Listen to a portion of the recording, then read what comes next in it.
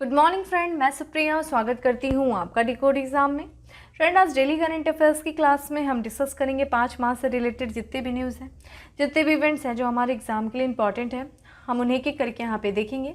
तो आइए दोस्तों स्टार्ट करते हैं आज की क्लास। और आज की क्लास स्टार्ट करने से पहले हम कल के पूछे गए प्रश्नों के उत्तर को देख लेते हैं। कल मैंने आपसे पूछा था कि साहिल रीजन अफ्रीका के कितने देशों में फैला हुआ है। तो देखिए दोस्तों, सबसे पहले हमें ये जानना है कि साहिल रीजन है क्या। आपको सबको पता होगा कि विश्व का सबसे बड़ा मरुस्थल कौन सा है, सहारा मरुस्थल। और सहारा मरुस्थल ये जो है अफ्रीका के उत्तरी क्षेत्र में जो है वो फैला हुआ है, ठीक है। और यहाँ पे सहारा मरुस्थल के दक्षिण में ही जो है साहिल रीजन है, जो कि एक अर्ध शुष्क क्षेत्र है, ठीक है। चूँकि रेगिस्तान एक शुष्क क्षेत्र होता है और यहाँ पे चूँकि ये अर्ध शुष्क क्षेत्र यानी कि इसके दक्षिण में देखा जाए तो ये एक आर्द्र क्षेत्र है जो कि अफ्रीका का सवाना रीजन है, ठीक है। तो अफ्रीका के सवाना रीजन और सहारा मरुस्थल के बीच का जो संक्रमणकालीन क्षेत्र है उसी को साहिल रीजन कहा जाता है। जो कि देखिए किन किन देशों में यहाँ पे देखा जाए, सेनेगल हो गया, फिर मॉरिटानिया हो गया, माली हो गया, बुर्किना फासो, नाइजीरिया, चाड, सूडान, इरिट्रिया, इन देशों के बीच में ये साहिल रीजन फैला हुआ है, ठीक है। तो ध्यान रखिएगा, साहिल रीजन जो कि एक अर्ध शुष्क क्षेत्र है, शुष्क और आर्द्र के बीच का एक संक्रमणकालीन क्षेत्र है, सहारा मरुस्थल और सवाना के बीच का ये क्षेत्र है। और ये किस कॉन्टिनेंट में है, तो ये अफ्रीका कॉन्टिनेंट में है, ठीक है। प्रश्न आपके एग्जाम में एक बार आ चुका है। अब हम आते हैं आज के सेशन पे और चलते हैं अपने सबसे पहले प्रश्न पे की अंतर्राष्ट्रीय मानसून परियोजना कार्यालय IMPO का शुभारंभ कहाँ किया गया है, पुणे, गोवा, हैदराबाद या फिर Delhi. Correct answer is a है, पुणे में किया गया है। अंतर्राष्ट्रीय मानसून परियोजना कार्यालय का शुभारंभ पुणे में किया गया है। तो अंतर्राष्ट्रीय जो है मानसून परियोजना कार्यालय का शुभारंभ सरकार के द्वारा राष्ट्रीय विज्ञान दिवस के अवसर पर किया गया, जिसे कब मनाया गया दोस्तों, 28 फरवरी को मनाया गया था राष्ट्रीय विज्ञान दिवस। और इस अवसर पर सरकार ने अंतर्राष्ट्रीय मानसून परियोजना कार्यालय शुरू किया है, इंटरनेशनल मानसून प्रोजेक्ट ऑफिस। और ये जो कार्यालय है, ये जो ऑफिस है, ये 5 वर्षों के लिए भारतीय उष्णकटिबंधीय मौसम, यहाँ पे देखिए ध्यान रखिएगा, मौसम विज्ञान संस्थान, ठीक है, जो कि कहाँ पे स्थित है, पुणे में, ठीक है। तो पुणे में स्थित भारतीय उष्णकटिबंधीय मौसम विज्ञान संस्थान में इस कार्यालय को 5 वर्षों के लिए रखा जाएगा। और यह संस्थान, भारतीय उष्णकटिबंधीय मौसम विज्ञान संस्थान जो है भारत सरकार के पृथ्वी विज्ञान मंत्रालय का हिस्सा है। अंतर्राष्ट्रीय मानसून परियोजना कार्यालय की बात किया जाए तो इसकी स्थापना जो है देश की अर्थव्यवस्था के लिए मानसून के महत्व पर जोर देती है।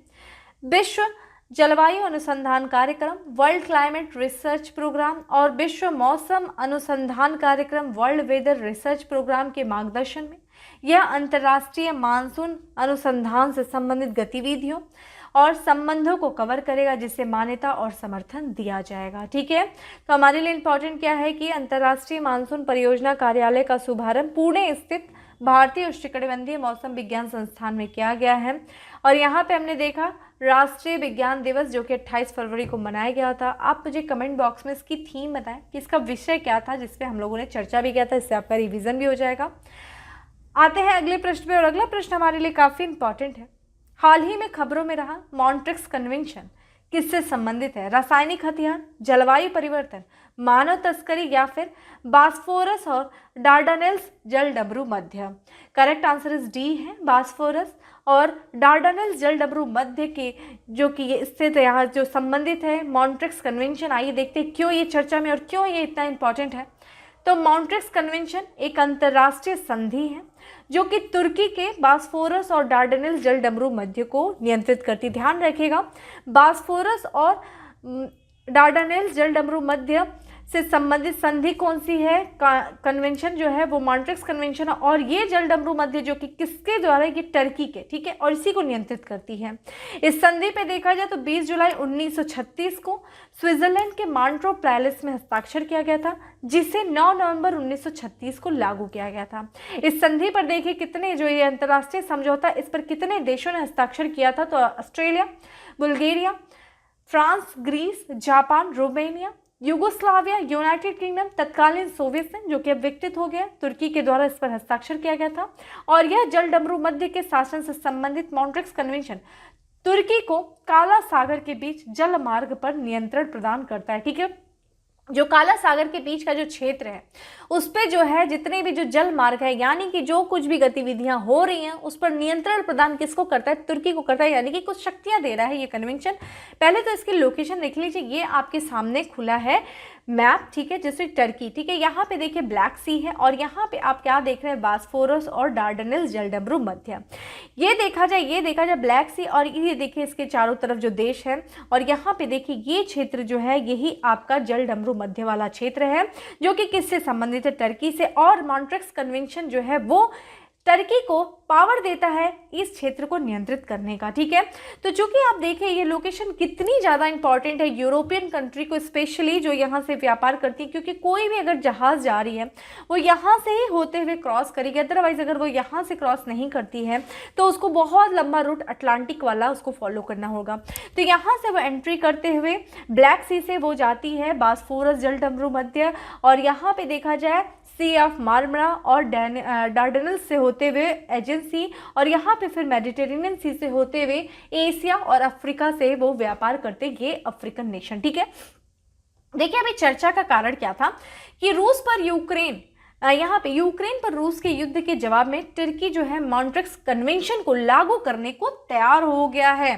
देखिए जैसा कि आप जानते हैं रूस ने यूक्रेन पर आक्रमण कर दिया है, तो यूक्रेन की सरकार ने टर्की के सरकार से अनुरोध किया कि काला सागर तक जो रूसी जहाज़ों की आवाजाही है उनको जो है टर्की की सरकार के द्वारा प्रतिबंधित कर दिया जाए। किस कन्वेंशन के तहत? मॉन्ट्रेक्स कन्वेंशन के तहत, क्योंकि अभी हमने बताया कि इस कन्वेंशन के तहत जो है तुर्की को जो जल सागर, काला सागर के बीच जल मार्ग पर नियंत्रण प्रदान करता है। तो चूंकि अगर आप देखें इसी दौरान जो है इसी जलडमरू के समय, इसी दौरान देखा जाए तो कम से कम जो है रूसी युद्धपोत और एक पनडुब्बी जो है यहाँ से गुजर चुकी है। और अगर आप जानते हैं तुर्की की, अगर आप ये स्थिति देखें तो तुर्की का यूक्रेन के भी साथ अच्छे संबंध है और रूस से भी अच्छे संबंध है। इस दौरान वहाँ की तुर्की की जो सरकार ने, चूँकि यहाँ पे अगर कोई नागरिक जहाज जा रही हो तो उस पर नियंत्रण नहीं लगाया जा सकता, तो तुर्की के जो विदेश मंत्री हैं उन्होंने ये घोषणा किया है कि जो तुर्की की सरकार है उसने आधिकारिक रूप से जो रूस के द्वारा यूक्रेन पर आक्रमण किया गया है उस आक्रमण को युद्ध का रूप दे दिया गया है, जिससे कि अब इस यहाँ पे जितनी भी सैन्य जहाज़ हैं उनके संबंध में इस कन्वेंशन को लागू किया जा सकता है। और इसी की घोषणा किया गया है कि इसके द्वारा कि जो है कन्वेंशन तुर्की के द्वारा कि अब मैं मॉन्ट्रेक्स कन्वेंशन को हम लागू करेंगे और इसके तहत जितने भी इस क्षेत्र में जो रशिया की जो जहाज़ें जाएंगी उनको नियंत्रित किया जा सकेगा, ठीक है। लेकिन ध्यान रहेगा जो तुर्की जो है रूसी युद्धपोतों को इस समझौते के तहत जो है उसमें जो है जो अपने पंजीकृत ठिकाने पर लौटने से नहीं रोक सकता है, ठीक है। यहाँ पे अगर हम बास्फोरस और डार्डेनल जलडमरू मध्य की बात करें दोस्तों तो इसको देखिए कुछ विभिन्न नामों से भी जाना जाता है। चूंकि अगर इसके लोकेशन ब्लैक सी में है, काला सागर में है, तो इसलिए इसको अक्सर जो है तुर्की चूँकि यहाँ पे काला सागर जलडमरू मध्य के भी रूप में जाना जाता है। चूँकि ये भाग टर्की से संबंधित है इसलिए इसे प्राय लोग जो है टर्की जलडमरू मध्य के भी नाम से बुलाते हैं, ठीक है। और यह जो है ये मार्मरा, जैसे ये बीच में आप स्थित में है, ये मार्मरा सागर के माध्यम से काला सागर और ईजियन सागर को क्या कर रहा है? जोड़ रहा है ये जलडमरू मध्य, ठीक है। तो ये चीज़ ध्यान रखिएगा, बहुत इंपॉर्टेंट लोकेशन है, बहुत इंपॉर्टेंट, तो ठीक है। तो ये बास्फोरस जलडमरू मध्य जो है और ये यहाँ से काला सागर से होते हुए यहाँ सी ऑफ मार्मरा, फिर यहाँ पे डार्डनल्स और यहाँ पे ये जो आपका मेडिटेरेनियन सी, ठीक है। तो ये चीज़ ध्यान रखिएगा, मोस्ट इंपॉर्टेंट। और यहाँ पे यह घोषणा के बाद देखा जाए तो यूक्रेन में युद्ध जैसी स्थिति बन गई है। टर्की को मॉन्ट्रेक्स कन्वेंशन को लागू करने की अनुमति देती है जिससे कि वह रूसी युद्ध जहाज़ों को बास्फोरस और डार्डनल जलडमरू मध्य के माध्यम से काला सागर में प्रवेश करने से रोक सके, ठीक है। तो चूंकि यह जो है डार्डनल्स और बास्फोरस जलडमरू मध्य के माध्यम से जो जहाज़ों और सैन्य युद्धपोतों को गुजरने से संबंधित निर्धारित करता है। कन्वेंशन में जैसे कुछ महत्वपूर्ण चीज़ें शामिल हैं यहाँ पे कि ये जो है टर्की को एक तरीके से पावर दे रहा है, ठीक है। तो काफ़ी इंपॉर्टेंट है मॉन्ट्रेक्स कन्वेंशन, ठीक है। रासायनिक हथियारों से संबंधित एक कन्वेंशन है, अगर आपको पता होगा तो जवाब दीजिएगा, प्रश्न आया है। चलिए आते हैं अगले प्रश्न पे, और हमारा अगला प्रश्न है कि निम्नलिखित में से किस राज्य या केंद्र शासित प्रदेश की सरकार द्वारा बिजनेस ब्लास्टर्स इन्वेस्टमेंट समिट और एक्सपो का आयोजन किया जाएगा? गुजरात, दिल्ली, महाराष्ट्र या फिर Karnataka? Correct answer is B है, दिल्ली सरकार के द्वारा बिजनेस ब्लास्टर इन्वेस्टमेंट समिट और एक्सपो का आयोजन किया जाएगा। तो दिल्ली की सरकार के द्वारा बिजनेस ब्लास्टर्स और इन्वेस्टमेंट समिट और एक्सपो का आयोजन आज यानी कि 5 मार्च को किया जा रहा है आयोजन इसका। और उद्देश्य क्या है, जितने भी वहाँ के युवा उद्यमी हैं उन युवा उद्यमियों को एक बड़ा मंच प्रदान करना। इस इन्वेस्टमेंट के दौरान छात्र उद्यमियों द्वारा 100 या अधिक व्यावसायिक आइडियाज का प्रदर्शन किया जाएगा और यह विभिन्न निवेशकों को अपनी पसंद की परियोजना में सीधे निवेश करने का अवसर भी प्रदान करेगा। ठीक है, तो यहाँ पे हमारे लिए इंपॉर्टेंट क्या है, बिजनेस ब्लास्टर इन्वेस्टमेंट समिट और एक्सपो का आयोजन किया जा रहा है दिल्ली सरकार के द्वारा।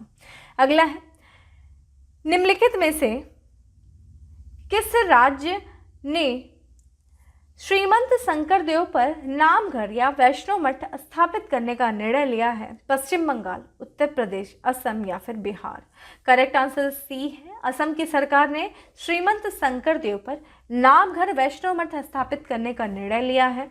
तो यहाँ पे देखा जाए असम सरकार ने उन स्थानों पर नामघर वैष्णो मठ स्थापित करने का निर्णय लिया है जहाँ 15वीं शताब्दी के संत और समाज सुधारक श्रीमंत शंकरदेव ने बत्रादव असम से कूच बिहार पश्चिम बंगाल की यात्रा के दौरान कम से कम एक रात बिताई। देखिए दोस्तों, अगर आपने हिस्ट्री पढ़ी होगी तो मध्यकाल में जो भक्ति आंदोलन था, भक्ति आंदोलन के एक संत थे 15वीं शताब्दी के संत और समाज सुधारक शंकरदेव।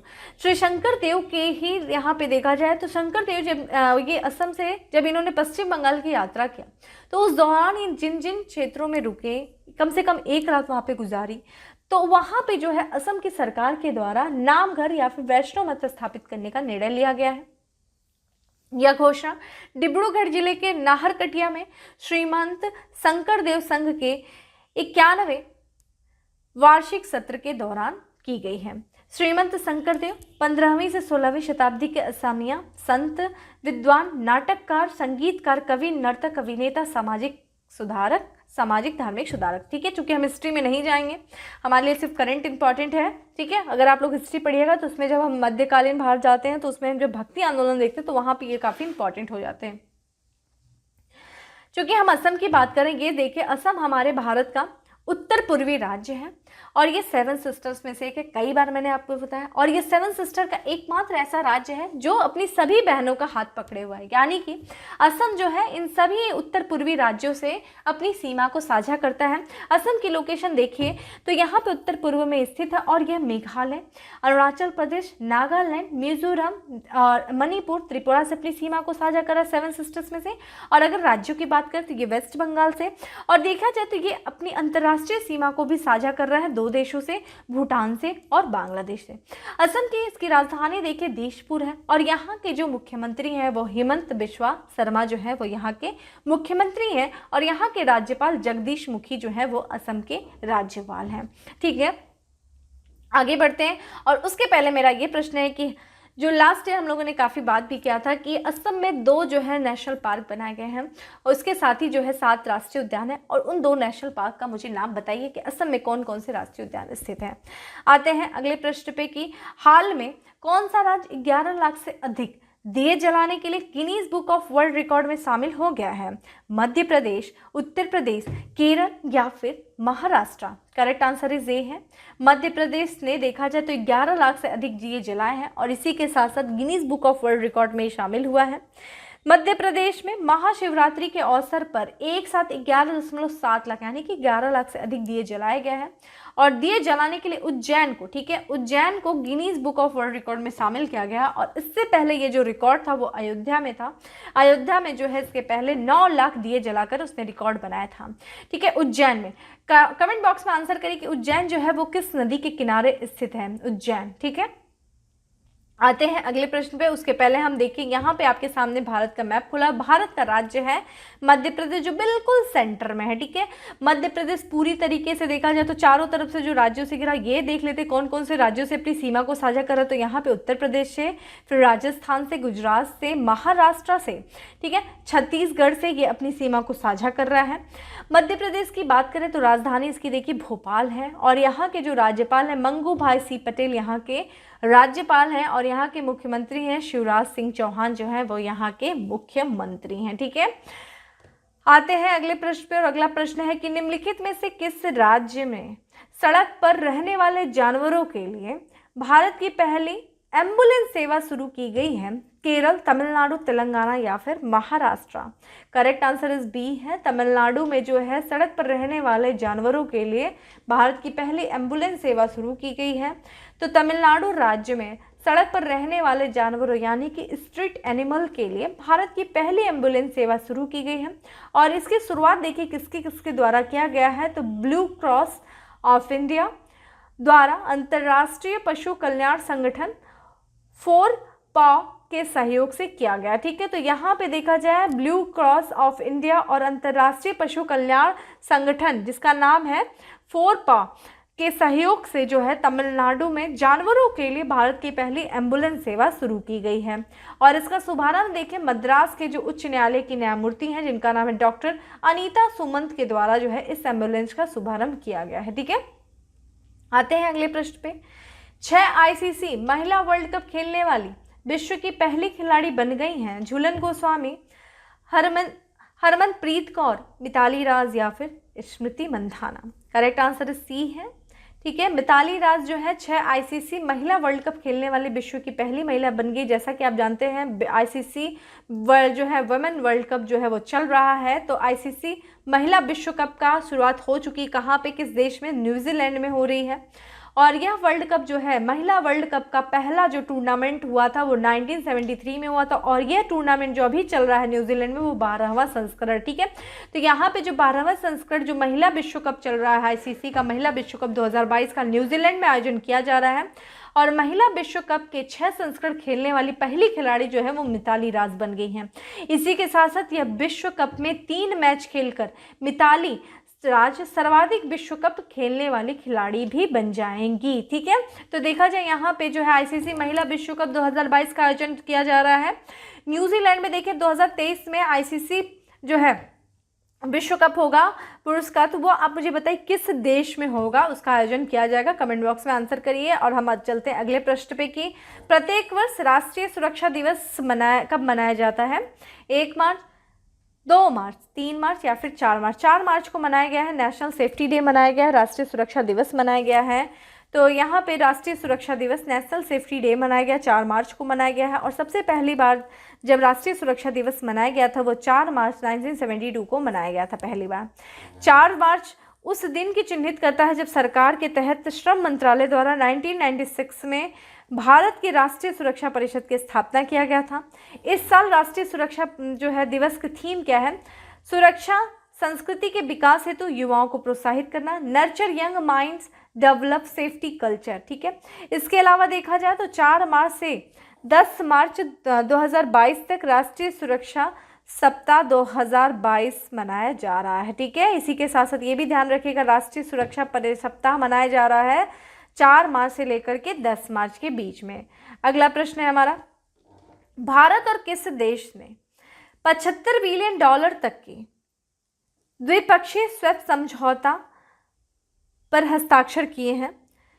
जापान, दक्षिण कोरिया, सऊदी अरब या फिर Maldives? Correct answer is a है, जापान और भारत ने $75 बिलियन तक के द्विपक्षीय स्वैप समझौता पर हस्ताक्षर किया है। तो भारत और जापान ने $75 अरब तक के द्विपक्षीय स्वैप व्यवस्था बायलैटरल स्वैप अरेंजमेंट का नवीनीकरण किया है। यहाँ पे जो ये हस्ताक्षर किया गया है इस समझौते पर जिसका नवीनीकरण किया जा रहा है, तो बैंक ऑफ जापान और भारत के केंद्रीय bank reserve bank of India ने द्विपक्षीय स्वैप समझौते के संशोधन और पुनर्कथन समझौते पर हस्ताक्षर किया है। उद्देश्य क्या है इस समझौते का? तो इस समझौते का उद्देश्य है वित्तीय सुरक्षा जाल को मजबूत करना और दोनों देशों के बीच में सहयोग को बढ़ावा देना। और ध्यान रखिएगा हमें थोड़ा सा ये भी समझ लेना चाहिए बायलैटरल स्वैप अरेंजमेंट क्या है। तो ये एक 2 तरफा व्यवस्था है जहां दोनों प्राधिकरण अमेरिकी डॉलर के बदले अपनी स्थानीय मुद्रा को स्वैप कर सकते हैं। समझ रहे हैं? इसका मतलब ये हुआ कि जापान और भारत जो है वो एक दूसरे से अपनी मुद्रा, यानी कि भारत की मुद्रा क्या है? भारतीय रुपया है। जापान की मुद्रा क्या है? येन है। ठीक है, तो ये दोनों देश जो है इस समझौते के तहत अपनी मुद्रा में या फिर अमेरिकी डॉलर में पैसा उधार ले सकते। ठीक है, जब अगर भारत को जापान से पैसा उधार लेना होगा तो जापान से वो क्या करेगा? $75 बिलियन तक का वो येन, जापानी येन में उधार ले लेगा या फिर US डॉलर में।